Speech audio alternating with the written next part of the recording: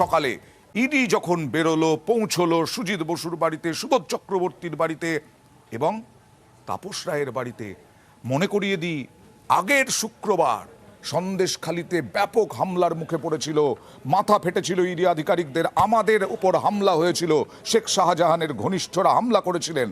আর আজকে মনে হচ্ছে যেন রণসাজে সজ্জিত কেন্দ্রীয় বাহিনী। দেখুন,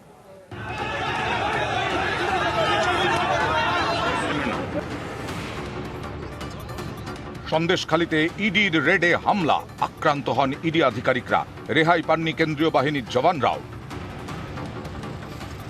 সেটাও ছিল শুক্রবার। পরের শুক্রবার ফের ময়দানে ইডি।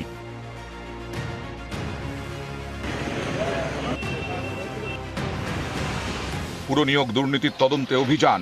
এদিন 7 সকালে শ্রীভূমিতে দমকল মন্ত্রী সুজিত বসু এবং বউবাজারে তৃণমূল বিধায়ক তাপস রায়ের বাড়িতে হানা ইডির। উত্তর দমদমের প্রাক্তন পুরপ্রধান সুবোধ চক্রবর্তীর বাড়িতেও যায় ইডির টিম। তাদের নিরাপত্তায় ছিল কেন্দ্রীয় বাহিনী। এদিন একেবারে রণসাজে সজ্জিত।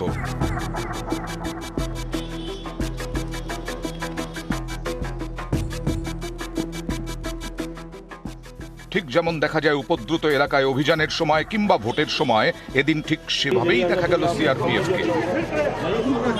এই প্রথমবার দেখলাম আমাদের এলাকায়। ভোটে দেখেছি, ভোটেই হয়ে থাকে, কিন্তু এটা এই প্রথমবার দেখলাম। একটা ভয়াবহ পরিস্থিতি মনে হচ্ছে আজকে, যেরকম আতঙ্ক পরিবেশ তৈরি করে রেখে দিয়েছে এরা। অনেকেই বলছেন সন্দেশখালি থেকে শিক্ষা নিয়ে এদিন এরকম কড়া নিরাপত্তা ইডির অভিযান। এদিন অনেক বেশি জওয়ান ময়দানে নামেন। শুধুমাত্র সুজিত বসুর বাড়িতে ইডির রেডেই যান 50 জনের বেশি সিআরপিএফ জওয়ান। সংখ্যায় বেশি, সতর্কও বেশি। আগের দিন সন্দেশখালিতে কেন্দ্রীয় বাহিনীর জওয়ানরা পরেছিলেন টুপি, এদিন হেলমেট। বাহিনীর জওয়ানদের হাতে এদিন লাঠি, ঢাল, সঙ্গে ছিল কাঁদানে গ্যাসের শেলও। এখানেই শেষ নয়, শ্রীভূমিতে এরিয়া ডমিনেশনও করে সিআরপিএফ, সরিয়ে দেয় জমায়েত, ভোটের সময় যেমন করে থাকে। বউবাজারে তাপস রায়ের বাড়ির ছাদ থেকেও চলে নজরদারি। বিশেষজ্ঞদের একাংশের মতে দাগী অভিযুক্তকে ধরতে বা দুর্গম এলাকায় কিংবা জঙ্গলমহলে গেলে কেন্দ্রীয় বাহিনী যেভাবে তৈরি হয়ে যায়, এদিনও সেভাবেই ময়দানে নামে সিআরপিএফ। এটা তো যুদ্ধের মতন পরিস্থিতিই তো দেখছি আমরা। এত পুলিশ এত আসে না, তাও কিছু কিছু ক্ষেত্রে মাঝে মাঝে আসে, কিন্তু সেটাও এইরকম ভাবে আসে বলে আমার মনে হয় না।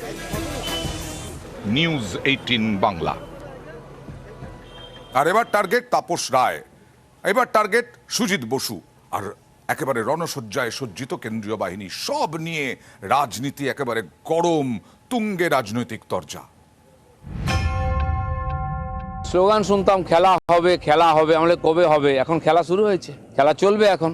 এই যে দুর্নীতি রন্ধ্রে রন্ধ্রে ছেয়ে গেছে পশ্চিমবাংলায়, যারা করেছে তারা তো ছাড় পাবে না। এইভাবে কাউকে আটকে, কাউকে বিব্রত করে জমি ফাঁকা করতে চাইছে, ফাঁকা মাঠে ওরা খেলতে চায়। এটা এক, রাজনৈতিক প্রতিহিংসা। 2, রাজ্যের বিজেপি তৈরি করে দেওয়া লিস্ট দিল্লিতে যাচ্ছে, অর্থাৎ প্রমাণিত যে বিজেপির কথায় রাজনৈতিক ভাবে চালিত হচ্ছে। পুরনিয়োগ দুর্নীতির তদন্ত, একসঙ্গে সুজিত বসু, বিধায়ক তাপস রায় এবং সুবোধ চক্রবর্তীর বাড়িতে ইডির হানা।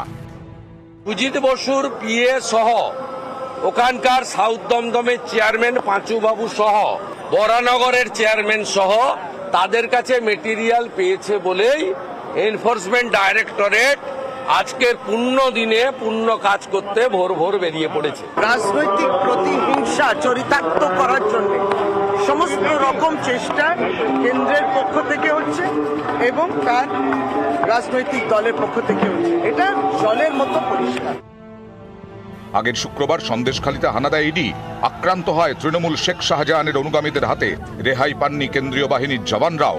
এদিন তাই ইডির হানায় বাড়তি নিরাপত্তা, একেবারে রণসাজে সিআরপিএফ। এই জন্য মনে হচ্ছে যুদ্ধ লেগে গেছে।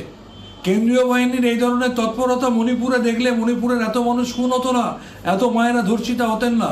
এই নির্বাচনের সময় এই ধরনের এরিয়া ডমিনেশন হয় না।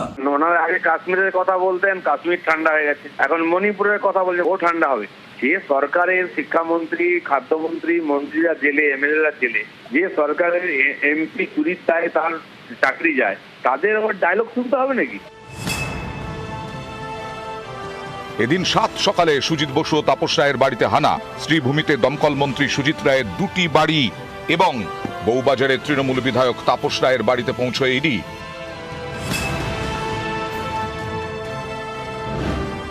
দু 2009 থেকে 2021 দক্ষিণ দমদম পুরসভার ভাইস চেয়ারম্যান ছিলেন সুজিত বসু। বেআইনি নিয়োগ নিয়ে তিনি কিছু জানেন কিনা খতিয়ে দেখতে চায় ইডি।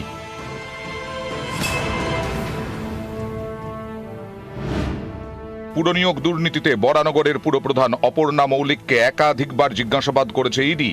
এই অপর্ণা মৌলিক বরানগরের তৃণমূল বিধায়ক তাপস রায় ঘনিষ্ঠ বলে পরিচিত। অপর্ণার থেকে একাধিক নথি চায় এজেন্সি। সূত্রের খবর, এই সূত্রেই তাপস রায়ের বউবাজারের বাড়িতে ইডির হানা। এর প্রতিবাদে সোশ্যাল মিডিয়ায় দেবাংশু ভট্টাচার্য সরব হন।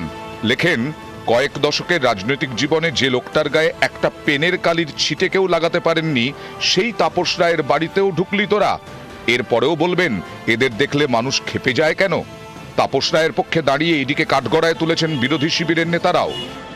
তাপস রায় চুরি চাট্টামি করেছে বলে আমার মনে হয় না, কিন্তু তাকে ব্যক্তিগতভাবে চিনি আমি। এখন মানে হয়ে যাচ্ছে, ভিড়ভাট্টায় পড়ে যাচ্ছে আর কি। তাপস রায় ঠিক এই ক্যারেক্টারের লোক বলে আমি মনে করি না। সঙ্গদোষে কিছু হলে আলাদা কথা। এদিন উত্তর দমদম পুরসভার প্রাক্তন চেয়ারম্যান তৃণমূলের সুবোধ চক্রবর্তীর বাড়িতেও হানা দেয় ইডি। তার বিরুদ্ধে নিজের ছেলে এবং ঘনিষ্ঠদের চাকরি পাইয়ে দেওয়ার অভিযোগ। সূত্রের খবর, পুরনিয়োগ দুর্নীতিতে ধৃত অয়নশীলের সঙ্গেও নাকি সুবোধ চক্রবর্তীর যোগ পেয়েছে ইডি। নিউজ 18 বাংলা। আর